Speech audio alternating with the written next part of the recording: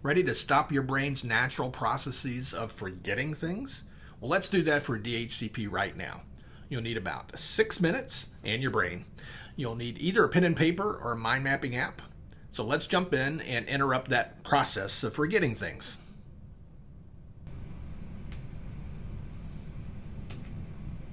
First thing you should do is take about 2 minutes and think of all the terms and ideas you can related to this seed term of DHCP. So literally, just list terms. They don't have to be related. Anything that comes to mind. If you can't think of a term, but you can think of an idea as briefly as possible, describe it. So I'll give you 5 seconds now to hit pause and go do it. Go do it now, and then hit play again.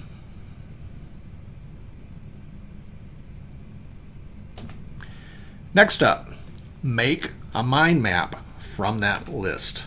So what do I mean by that? Take that seed term of DHCP again, and then look around your list that you made and say what terms go together. Now, you probably subconsciously already group things together, but I want you to do that visually. So terms that go together, put them together on the page. And terms that are unrelated to the first three but are grouped together, put them somewhere else on the page. Terms that are kind of out there in the way you're organizing your thinking about things, put them out there by themselves. All right. So I'll give you a few seconds to hit pause and take at most 2 minutes to organize and create your mind map.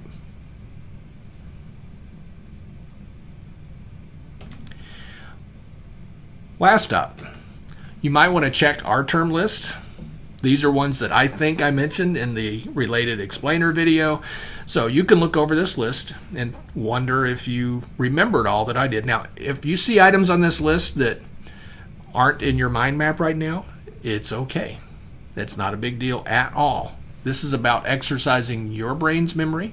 But if you want to take any of these and add them into your mind map, now's the time. That's your final of the 2 minutes. I'll give you a few seconds to hit pause and get to it and go do that.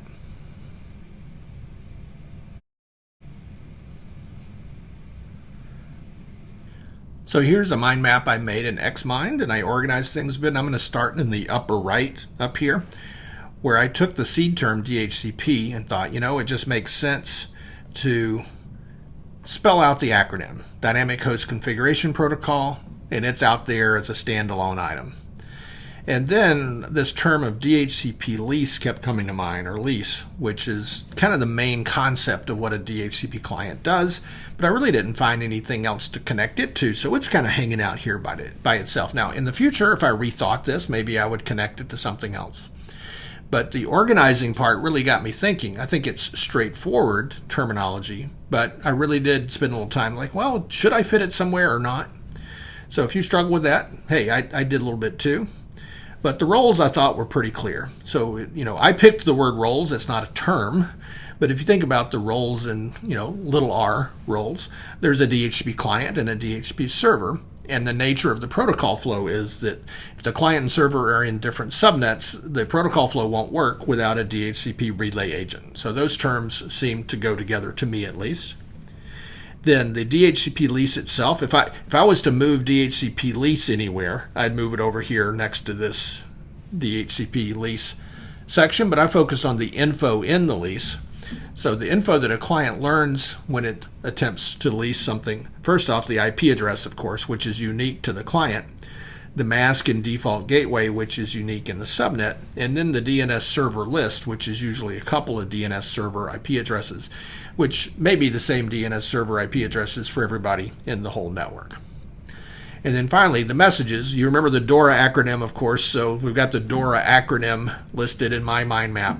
And then the messages are more easily remembered because of that: discover, offer, request, and acknowledgement, as you see there.